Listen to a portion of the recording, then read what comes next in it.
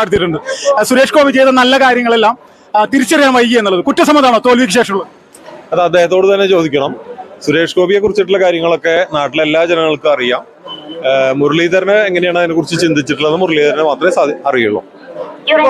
ഈ വിജയം നിയമസഭാ തെരഞ്ഞെടുപ്പിലും തദ്ദേശ സ്വയംഭരണ സ്ഥാപനങ്ങളിലേക്കുള്ള തെരഞ്ഞെടുപ്പിലും ആവർത്തിക്കാൻ സാധിക്കുമെന്ന് പ്രതീക്ഷയുണ്ടോ?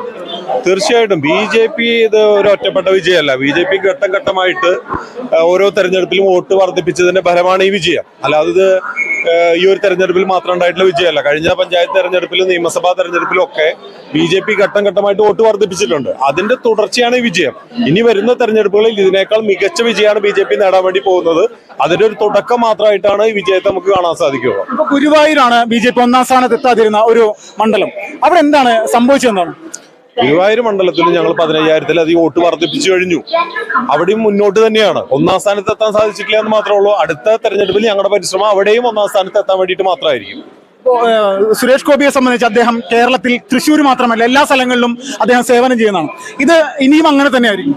തീർച്ചയായിട്ടും. അദ്ദേഹം കേന്ദ്രമന്ത്രിയല്ലേ. അദ്ദേഹം തൃശ്ശൂരിൽ നിന്ന് ജയിച്ചിട്ട് കേന്ദ്രമന്ത്രിയായി എന്ന് മാത്രമേ ഉള്ളൂ. അദ്ദേഹം ഈ രാജ്യത്തിന്റെ മുഴുവൻ മന്ത്രിയാണ്. അതുകൊണ്ട് അദ്ദേഹത്തിന്റെ സേവനം എല്ലാ സ്ഥലത്തും ഉണ്ടാവും. തൃശ്ശൂരിന്റെ സുനിലേട്ടൻ എന്ന് പറഞ്ഞ് പ്രചരണം നടത്തിയിരുന്ന സുനിൽകുമാറിനോട് ഈ സമയത്ത് എന്താണ് പറയാനുള്ളത്? ഈ കേന്ദ്രമന്ത്രിയായിട്ട് സുരേഷ് ഗോപി ഇവിടെ വരുന്ന സമയത്ത് അല്ല, അദ്ദേഹത്തോടൊന്നും എനിക്ക് ഒന്നും തന്നെ പറയാനില്ല. അതൊക്കെ മറ്റ് പാർട്ടികളുടെ കാര്യങ്ങളാണ്. അതിനൊന്നും മറുപടി പറയാൻ ഞാൻ തയ്യാറല്ല. അധിക്ഷേപങ്ങളായിരുന്നു അദ്ദേഹത്തിനെതിരെ. ചെമ്പുഗോപി എന്നെല്ലാം പറഞ്ഞുകൊണ്ട് നിരന്തരമായിട്ട് അധിക്ഷേപിക്കുകയായിരുന്നു. ആ ഒരു ആളുകളൊക്കെ ഇന്നിപ്പോ വായ മൂടിയിരിക്കുന്ന ഒരു അവസ്ഥയാണ് അല്ലെ? അങ്ങനെയല്ലേ? അല്ല, ഈ അധിക്ഷേപങ്ങൾക്കൊക്കെ ജനങ്ങൾ കൊടുത്തിട്ടുള്ള മറുപടിയാണല്ലോ തെരഞ്ഞെടുപ്പ് ഫലം എന്ന് പറയുന്നത്. അതിനേക്കാൾ വലിയ മറുപടി ഞങ്ങൾ എന്താ പറയേണ്ടത്? അത് ജനങ്ങൾ കൃത്യമായിട്ട് വോട്ടിൽ കൂടി അതിനുള്ള മറുപടി കൊടുത്തു കഴിഞ്ഞു. അപ്പൊ അതുകൊണ്ട് മറ്റൊരു രാഷ്ട്രീയ പാർട്ടിയും അവർ ചെയ്ത അതേ നാണയത്തിൽ അധിക്ഷേപിക്കാനോ അവഹേളിക്കാനോ ഒന്നും ഞങ്ങൾ തയ്യാറല്ല. ഈ തെരഞ്ഞെടുപ്പിന്റെ ഒരു ഘട്ടത്തിൽ പോലും അത്തരത്തിലുള്ള നിലവാരമില്ലാത്ത ഒരു പരാമർശങ്ങളും ഞങ്ങളുടെ ഭാഗത്ത് ഉണ്ടായിട്ടില്ല.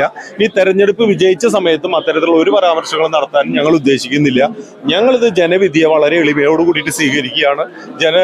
ജനങ്ങൾ നൽകിയിട്ടുള്ള പിന്തുണ അതൊരു കരുത്തായി സ്വീകരിച്ചുകൊണ്ട് മുന്നോട്ട് പോകുക എന്നുള്ളത് മാത്രമാണ് ഞങ്ങളുടെ മുന്നിലുള്ള ലക്ഷ്യം. വരും ദിവസങ്ങളിൽ സുരേഷ് ഗോപിയുടെ അടുത്ത പരിപാടികൾ എന്തൊക്കെയാണ് ഇവിടെയുള്ളത്? തെരഞ്ഞെടുപ്പ് ജയിച്ചാൽ സ്വാഭാവികമായിട്ട് വോട്ട് ചെയ്ത് ജനങ്ങളോട് നന്ദി പറയുക എന്നുള്ളൊരു പ്രൊസീജിയറാണ്. അപ്പൊ അതിനു വേണ്ടിയിട്ട് അടുത്ത 2 ദിവസങ്ങളിലായിട്ട് അദ്ദേഹം 7 മണ്ഡലങ്ങളിലും അദ്ദേഹം യാത്ര ചെയ്യുന്നുണ്ട്. അത് കഴിഞ്ഞാൽ അടുത്ത ആഴ്ച അദ്ദേഹം വീണ്ടും തൃശ്ശൂർ വരുന്ന സമയത്ത് ബാക്കിയുള്ള 7 മണ്ഡലങ്ങളിൽ കൂടി അദ്ദേഹം പങ്കെടുക്കും. അദ്ദേഹത്തെ ജനങ്ങൾക്ക് സ്വീകരിക്കാനും അദ്ദേഹത്തിന് ജനങ്ങളോട് നന്ദി പറയാനുള്ള പരിപാടികൾ എന്നുള്ള നിലയ്ക്കാണ് 14 പരിപാടികൾ പാർട്ടി സംഘടിപ്പിക്കുന്നത്. ചേലക്കര നിയോജക മണ്ഡലം തൃശ്ശൂരാണ്. ഇപ്പോ അടുത്തൊരു ഉപതെരഞ്ഞെടുപ്പ് വരുന്ന ഒരു മണ്ഡലം കൂടിയാണ്. അപ്പോൾ അവിടെ ഇത്തവണ എന്തെങ്കിലും മാറ്റങ്ങളുണ്ടോ BJPയെ സംബന്ധിച്ച്? ഇപ്പൊ ഈ കഴിഞ്ഞ ലോക്സഭാ തെരഞ്ഞെടുപ്പിൽ അവിടെ വലിയ വോട്ട് വർധന BJPക്ക് ഉണ്ടായിട്ടുണ്ട്. 21,000 വോട്ട് ഉണ്ടായിരുന്നതിൽ 29,000 വോട്ടായിട്ട് ഞങ്ങൾ വർദ്ധിപ്പിച്ചിട്ടുണ്ട്. ആ മണ്ഡലം BJPയെ സംബന്ധിച്ചിടത്തോളം നല്ല സംഘടനാ സംവിധാനമുള്ള കരുത്തുള്ള മണ്ഡലമാണ്. അവിടെ നിയമസഭാ തെരഞ്ഞെടുപ്പിൽ ഒരു അട്ടിമറി വിജയത്തിന് വേണ്ടിയിട്ട് ഞങ്ങൾ പരിശ്രമിക്കും. വളരെ ചെറിയൊരു സമയത്ത് നമ്മൾ പ്രതികരിച്ചു. തൃശ്ശൂരിൽ BJPയുടെ വിജയവുമായി ബന്ധപ്പെട്ടുകൊണ്ട് തൃശ്ശൂരിലെ BJPയുടെ ജില്ലാ അധ്യക്ഷൻ KK അനീഷ് കുമാറാണ് നമ്മോട് ഈ സമയത്ത് പ്രതികരിച്ചത്.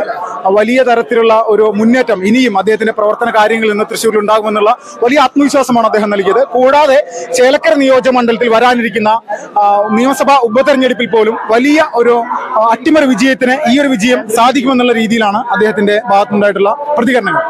തൃശ്ശൂരിൽ നിന്നും വിപിൻ ലാൽ, ഫസ്റ്റ് ന്യൂസ്.